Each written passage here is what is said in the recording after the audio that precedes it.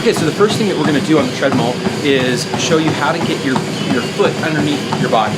So it's directly under your body. Joanna's gonna demonstrate this right now.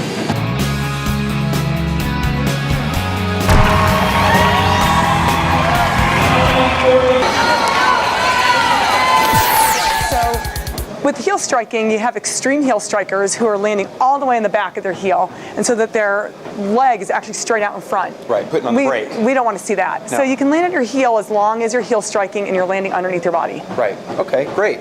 Well, you know, obviously we're inside right now, and it's just been a dreadful winter. We have a really big snowstorm outside, which I think a lot of the country is experiencing, and we thought it'd be interesting to show some techniques on a treadmill, because I know a lot of you are not getting your runs in because you don't want to be in the weather, right? So what we're going to do is we're going to get on the treadmill, and we're going to have Joanna take us through a series of exercises and drills to improve your run form.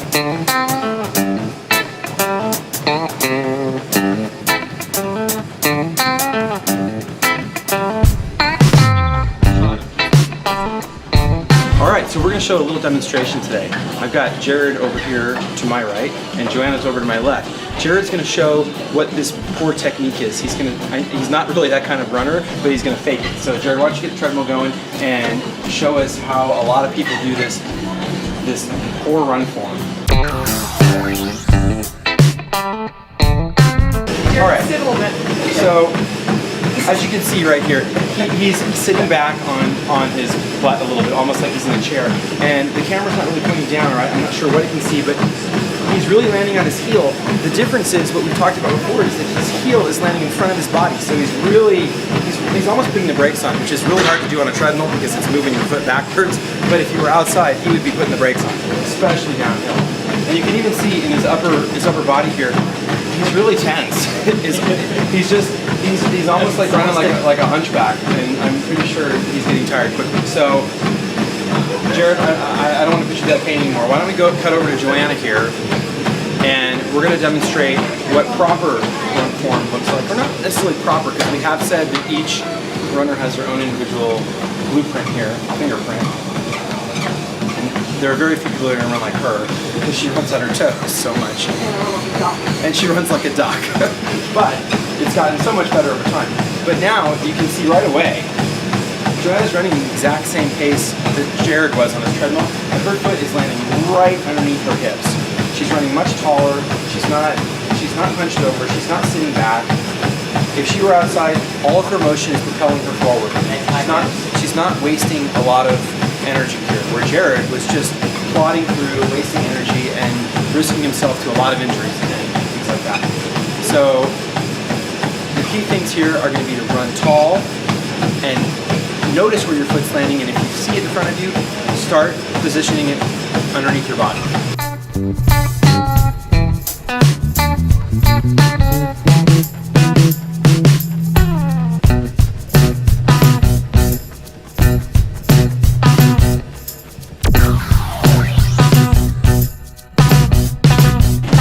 The second thing we're going to talk about is cadence. Unequivocally, running at a higher cadence is going to be very important. It's going to be one of the keys to being more efficient and faster. We always talk about high cadence running, and you may wonder, well, I don't even know what my cadence is. Well, on the treadmill, it's really easy to count your cadence because you've got a little clock right there, and every time your right foot hits the treadmill, you count that. Do that for about 15 seconds and get your count for that. Multiply that by 4, and that's your cadence. And we're looking for 90 or above. If you're running at 80 or 85, or some people are even in the 70s, that's much too low. Higher cadence is going to mean less effort throughout your race. And your training, you got to go for it. So we're going to have Jared demonstrate a low cadence.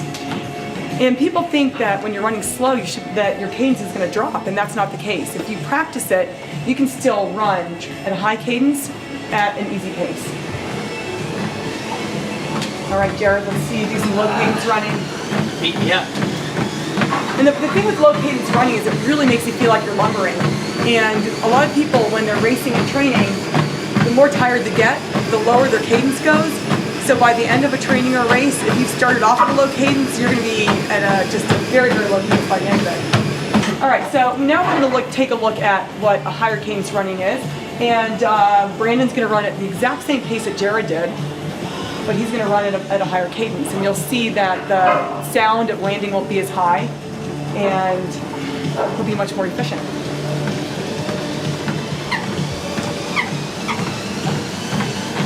All right, get back going.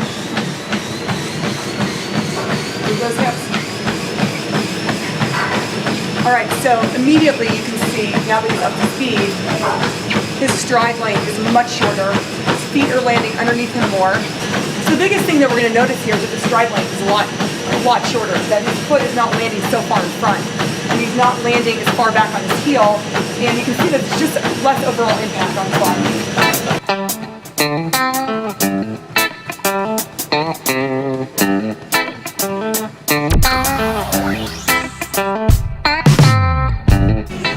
The third point that we're going to be talking about is your upper body position. And I'm not talking about your arms, because everybody's arms are different. Some people flail, some people are really tight in. Everyone's kind of unique in how they hold their arms. But what we are looking at is where the upper body is. And we see so much of this, especially at the end of a long race. People are running bent over like Quasimodo, and that's going to cause a lot of problems. Number one, it's going to really impede your ability to breathe. So if you're like this, just think your whole chest is cut off, whereas if you're standing tall, you're gonna get all that extra oxygen, you'll feel so much better. Jared, why don't you show us what it looks like to hunch over? Jared's at the end of his 20-miler here, and that's no small feat on a treadmill, so he's getting pretty tired, and he's all hunched forward, and you can see that his chest is collapsed in. And another problem that causes, aside from not being able to breathe very well, is that this creates some of the overstriding that we talked about in our first point. So changing the body position is not easy, because we all have our habits. But this one is also very important, because opening up the upper body will often change the leg position. So you kind of get a lot of bang for your buck with this one change. So here we have Brandon. He's standing a lot taller. You can see that he's not hunched forward at all. His chest is tall, his arms are back. This is allowing him to breathe better. It's allowing him to have a higher cadence. And he won't trip, because you can see where he's going.